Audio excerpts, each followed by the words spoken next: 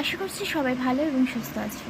আজকে তোমাদের রাষ্ট্রবিজ্ঞান ক্লাস 12-এর থার্ড সেমিস্টারে এই চ্যাপ্টার 4 রয়েছে। চ্যাপ্টার 4-এর পার্ট 2 ক্লাস শুরু করব, অর্থাৎ আজকে উদ্বাস্তু সমস্যা নিয়ে আলোচনা করব। তো আগের ক্লাসে আমরা দেখেছি যে পাকিস্তান, ভারত ভাগের পরে পাকিস্তানকে কিন্তু 5টি জায়গা দেওয়া হয় আর বাকি পুরোটা কিন্তু ভারতবর্ষে অন্তর্গত করে দেওয়া হয়। পাকিস্তানকে কী দেওয়া হয়?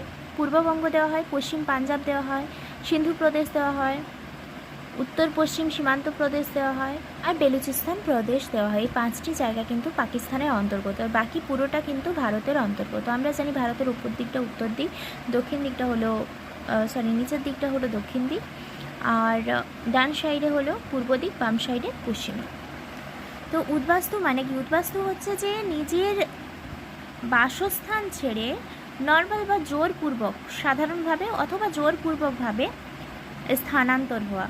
আগে এক জায়গায় বাস করতো, সেইখানে সেখান থেকে ইচ্ছাকৃতভাবে বা জোরপূর্বকভাবে অন্য একটি জায়গায় স্থানান্তর করা, এটাই হচ্ছে উদ্বাস্তু। আর এটাকে নিয়ে যে সমস্যা হয়েছে সেটাই উদ্বাস্তু সমস্যা। আগে ক্লাসে বলেছিলাম, আবার বলি, রাজার শাসিত অঞ্চল বা রাজার শাসিত যে রাজ্যগুলো ছিল সেগুলো কিন্তু ভাগ হয়নি, সে দেশীয় রাজ্যের কিন্তু ভাগ হয়নি। ব্রিটিশ ভারত, যেটা ব্রিটিশ যে সমস্ত পোর্শনে শাসন করেছিল, সেই এলাকাটা কিন্তু ভাগ হয়েছিল। 1950 সালে 8ই এপ্রিল নেহরু লিয়াকত চুক্তি। তো ভারতের প্রথম প্রধানমন্ত্রী নেহরু, জওহরলাল নেহরু, আর পাকিস্তানের প্রধানমন্ত্রী লিয়াকত আলী খান এর মধ্যে কিন্তু একটা চুক্তি স্বাক্ষরিত হয়েছে, যেটাকে কিন্তু নেহরু লিয়াকত চুক্তি আমরা বলে থাকি। তো এই চুক্তির স্বাক্ষরের কারণ কি? দুটি দেশের মধ্যে সংখ্যালঘুদের নিরাপত্তা সুনিশ্চিত করার জন্য কিন্তু এই চুক্তি স্বাক্ষরিত হয়। দুটি দেশ বলতে পাকিস্তান এবং ভারত, দুটো দেশের মধ্যে যাতে নিরাপত্তা সুনিশ্চিত করা যায়, সেজন্য কিন্তু এই চুক্তিটি স্বাক্ষরিত হয়েছিল। চুক্তিতে কি বলা হয়েছে? চুক্তিতে বলা হয়েছে সংখ্যালঘুরা যে যার রাষ্ট্রে অনুগত থাকবে। পূর্ববঙ্গ, পশ্চিমবঙ্গ, অসম থেকে কেউ অন্য দেশে স্থানান্তর হতে চাইলে তাকে কিন্তু হেল্প করা হবে। অর্থাৎ পূর্ববঙ্গ মানে পাকিস্তান থেকে ধরি ভারতে কেউ আসতে চাইছে, তাহলে তাকে কিন্তু পাকিস্তান সরকার হেল্প করবে। ভারত থেকে কেউ যদি পাকিস্তানে যেতে চাইছে, পাকিস্তানে থাকতে চাইছে, তাহলে কিন্তু ভারত সরকার তাকে কিন্তু হেল্প করে দেবে পাকিস্তানে যাওয়ার জন্য, কিন্তু পরবর্তীতে সে কিন্তু আর ভারতে আসতে পারবে না। ওকে, সে অ্যাকচুয়ালি পাকিস্তানের তখন বাসিন্দা হয়ে যাবে, আর পাকিস্তান থেকে যারা আসবে তারা কিন্তু ভারতের বাসিন্দা হয়ে গেল। এই ব্যাপারটা। ভারত পাকিস্তান বর্তমান সংকটের কারণ ও পরিমাণ নিরূপণের জন্য অনুসন্ধান কমিটি বসাবে এবং সংখ্যালঘু কমিশন গঠন করবে। তাছাড়া পূর্ববঙ্গ ও পশ্চিমবঙ্গের মন্ত্রিসভায় সংখ্যালঘু প্রতিনিধি থাকবে। এবার এই যে উদ্বাস্তু সমস্যা, মানে এদেশ থেকে ওই দেশে, মানে কি বলবো, ভারত থেকে পাকিস্তানে অনেক মানুষ আছে, পাকিস্তান থেকে ভারতে অনেক মানুষ স্থানান্তরিত হয়ে আসে। এটা কিন্তু 1947 সালে 15ই আগস্ট দেশ ভাগের পর থেকে 1951 সাল পর্যন্ত প্রায় 5 বছর কিন্তু এই সমস্যাটা চলে আসছে। কেউ পাকিস্তানের লোক ভারতে আসতে চাইছে, ভারতে বসবাস করতে, পাকিস্তানে যারা হিন্দুরা থাকতে তারা ভারতের দিকে চলে আসছে, সব যদিও আসেনি, কিন্তু অনেকে ভারতে চলে আসছে, আবার ভারতের কিছু মুসলিম পাকিস্তানে চলে যায়।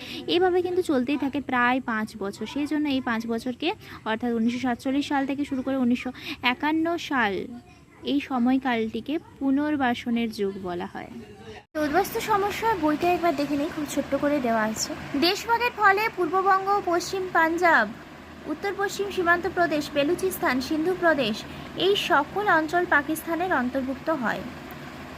এই স্থানগুলির সাম্প্রদায়িক অত্যাচারে লক্ষ লক্ষ ছিন্নমূল অমুসলিম মানুষ ভারতের দিকে পা বাড়ায়। একইভাবে বহু মুসলিম পূর্ব পাঞ্জাব, পশ্চিমবঙ্গ, পূর্ব পাঞ্জাব বা পশ্চিমবঙ্গ থেকে পাকিস্তানে চলে যায়। পূর্ব পাঞ্জাব কিন্তু ভারতের অন্তর্গত। পশ্চিম পাঞ্জাব, যেটা পাঞ্জাব অ্যাকচুয়ালি একটাই ছিল, কিন্তু ভারত ভাগের সময় যেহেতু পাঞ্জাবের মধ্য দিয়ে ভারতের যে সীমারেখা সেটা করা হয়েছে, সেজন্য পূর্ব পাঞ্জাব ভারতে যেটা রয়েছে সেটা পূর্ব পাঞ্জাব হয়ে যায়, আর পাকিস্তানের দিকে যেই পাঞ্জাবটা পড়ছে সেটা পশ্চিম পাঞ্জাব হয়ে যায়। এবার বহু মুসলিম এই পূর্ব পাঞ্জাব এবং পশ্চিমবঙ্গ থেকে পাকিস্তানে চলে যায়। সীমান্তের এই দুটি রাজ্য এবং সন্নিহিত অঞ্চলগুলোতে সাম্প্রদায়িক দাঙ্গা চলতে থাকে।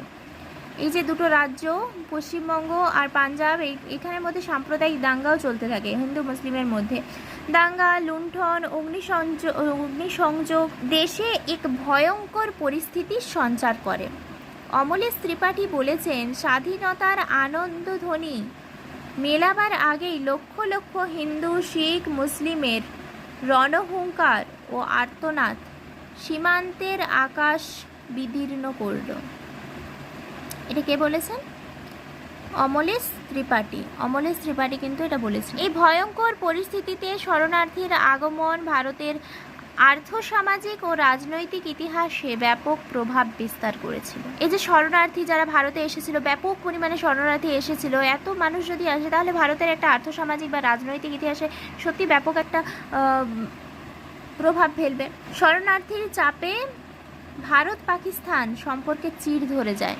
বেশিরভাগ শরণার্থী কিন্তু পাকিস্তান থেকে ভারতে এসেছিল, ভারত থেকে খুবই কম পাকিস্তানে গিয়েছে, কিন্তু ভারতে প্রচুর পরিমাণে শরণার্থী এসেছে পাকিস্তান বা বাংলাদেশ, পূর্ব পাকিস্তান বা পশ্চিম পাকিস্তান থেকে, পূর্ব পশ্চিম পাকিস্তান থেকে। পশ্চিম পাঞ্জাব ও সিন্ধু থেকে আগত হিন্দু ও শিখ শরণার্থীরা দিল্লি থেকে মুসলিমদের উৎখাত করার চেষ্টা করলে দাঙ্গা লুঠতরাজ শুরু হয়। মহাত্মা গান্ধী এই সাম্প্রদায়িক দাঙ্গা বন্ধ করার জন্য আবেদন জানান এবং অনশন শুরু করেছিলেন। এই যে দাঙ্গা, এটা বন্ধ করার জন্য মহাত্মা গান্ধী কিন্তু অনশন শুরু করেছিল। দাঙ্গা বন্ধ করা সাম্প্রদায়িকতাবাদীদের পক্ষে এসব মেনে নেওয়া সম্ভব ছিল না। তারপরে দাঙ্গা বন্ধ হয়, সাম্প্রদায়িকতাবাদীদের পক্ষে এসব মেনে নেওয়া সম্ভব ছিল না। 1948 খ্রিস্টাব্দে 30শে জানুয়ারি নাথুরাম গডসের গুলিতে কিন্তু তিনি নিহত হয়েছিলেন। কে নিহত হন? গান্ধীজি। এরপরে গান্ধীজির হত্যা জাতির জীবনের এক কলঙ্কময় অধ্যায়।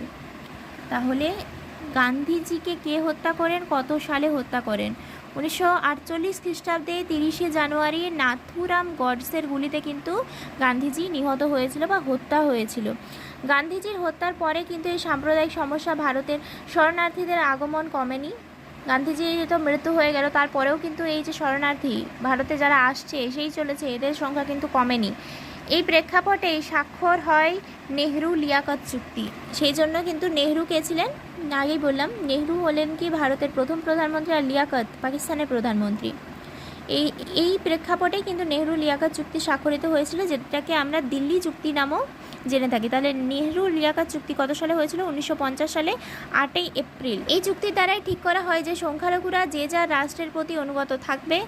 এই চুক্তি দ্বারা ঠিক করা হয়েছে সংখ্যালঘুরা যে যার রাষ্ট্রের প্রতি অনুগত থাকবে, তার কাছে প্রতিকার চাইবে। পূর্ববঙ্গ, পশ্চিমবঙ্গ এবং অসম থেকে যদি কেউ অন্য দেশে শরণার্থী হতে চায় তবে তাকে সাহায্য করা হবে, এই সমস্ত প্রভৃতি। এই চুক্তির দ্বারা শরণার্থীর স্রোত কিছুটা হ্রাস পেলেও উদ্বাস্তু সমস্যার কোনো সমাধান হয়নি। বিশেষত 1971 খ্রিস্টাব্দে পূর্ববঙ্গ থেকে এই শরণার্থীর আগমন অব্যাহত ছিল। নেহরু এই উদ্বাস্তু সমস্যার গুরুত্ব খুব ভালোভাবেই বুঝতে পেরেছিলেন বলে স্বাধীনতার পরবর্তী 5 বছর তিনি উদ্বাস্তু মানুষদের পুনর্বাসনের উপর সবচেয়ে বেশি গুরুত্ব আরোপ করেছিলেন। এই জন্য স্বাধীনতার পরবর্তী প্রথম যে 5 বছর এটাকে কিন্তু পুনর্বাসনের যুগ এই জন্যই বলা হয়ে থাকে। 1950 খ্রিস্টাব্দে নেহরু বলেছেন, আমাদেরকে যে বিশাল ও ব্যাপক উদ্বাস্তু সমস্যার সম্মুখীন হতে হয়েছে, আমার মনে হয় পৃথিবীর অন্য কোনো দেশকে তা হতে হয়নি। পৃথিবীর অন্য দেশে যে পদ্ধতি উদ্বাস্তু সমস্যা মোকাবেলা করা হয়েছে সেই তুলনায় আমাদের ফলাফল অনেক ভালো।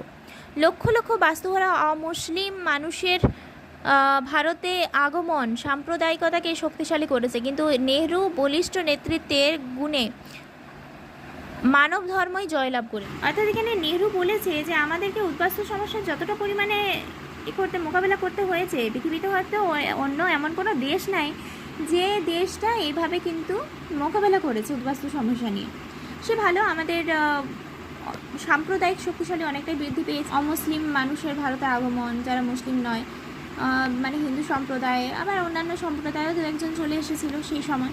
তো তখন কিন্তু ভারতের একটা সাম্প্রদায়িক শক্তি অনেকটাই বৃদ্ধি পাচ্ছে, যেহেতু অধিক জনসংখ্যা। পশ্চিম পাকিস্তান থেকে আসা উদ্বাস্তুদের জন্য কেন্দ্রীয় সরকার ইতিবাচক উদ্যোগ নিলেও পূর্ববঙ্গের উদ্বাস্তুদের জন্য সেই ধরনের কোনো ব্যবস্থা গ্রহণ করা হয়নি। ফলে পশ্চিম পাকিস্তান থেকে আসা উদ্বাস্তুদের জন্য কেন্দ্রীয় সরকার ইতিবাচক উদ্যোগ নিলেও পূর্ববঙ্গের উদ্বাস্তুদের জন্য সেই ধরনের ব্যবস্থা কিন্তু নেওয়া হয়নি। পূর্ববঙ্গ বলতে বর্তমান যেটা বাংলাদেশ, সেখান থেকে যারা এসেছিল, পশ্চিম পাকিস্তান থেকে যারা এসেছে তাদের জন্য বিশেষ ব্যবস্থা নেওয়া হয়েছে। যারা কিন্তু ওই বাংলাদেশ অর্থাৎ পূর্ববঙ্গ থেকে এসেছে তাদের জন্য খুব একটা কিন্তু নেওয়া হয়নি। পূর্ব পাকিস্তান থেকে আসা যেই সব ছিন্নমূল মানুষদের জন্য ত্রাণ পুনর্বাসনের ব্যবস্থা করা হয়েছিল খুবই দুরূহ। পশ্চিম পাকিস্তান থেকে আসা অমুসলমান উদ্বাস্তুরা দেশত্যাগী মুসলিমদের পরিত্যক্ত জমি দখল করে পাঞ্জাব, উত্তরপ্রদেশ, রাজস্থান এই জায়গাগুলোতে নিজেদের থাকা ব্যবস্থা করে নেয়। অর্থাৎ পাঞ্জাব, উত্তরপ্রদেশ, পশ্চিমবঙ্গ এই সমস্ত জায়গা থেকে তো প্রচুর মুসলিমরা চলে গিয়েছিল, তাই না? এবার এদের যে বাড়িঘর, যে জমি জায়গা, এগুলো সব কিছুই কিন্তু যারা ওখান থেকে এসেছে, অর্থাৎ হিন্দুরা যারা পাকিস্তান বা পূর্ব পাকিস্তান, পশ্চিম পাকিস্তান থেকে এসেছে, তারা কিন্তু দখল করে নিয়ে এবং নিজেদের থাকার জায়গা, জমি এগুলো কিন্তু বের করে। কিন্তু মুসলিমদের দেশ ত্যাগ তেমনভাবে হয়নি। তাছাড়া ভাষাগত সমস্যা না থাকায় পশ্চিম পাঞ্জাবের পাঞ্জাবি ও সিদ্ধি উদ্বাস্তুরা দিল্লি, হরিয়ানা, হিমাচল প্রদেশ, রাজস্থান প্রভৃতি রাজ্যে আশ্রয় নিতে পারলেও বাঙালি ভাষী উদ্বাস্তুদের পশ্চিমবঙ্গ, ত্রিপুরা, অসম ছাড়া অন্যত্র আশ্রয় নেওয়া সম্ভব হয়নি। তাহলে বাঙালিরা কোথায় কোথায় আশ্রয় নিয়েছে? বাঙালি উদ্বাস্তুরা পশ্চিমবঙ্গ, ত্রিপুরা আর অসমের মধ্যে যে পশ্চিমবঙ্গ রাজ্যটা, অর্থাৎ আমাদের রাজ্য, আমরা যেখানে বসবাস করছি, এখানে কিন্তু সবথেকে বেশি উদ্বাস্তুরা নিজেদের আশ্রয় করে নিয়েছে।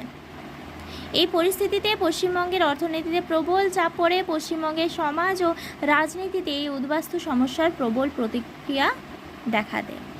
আজকে এই পর্যন্তই। Thank you for watching my video.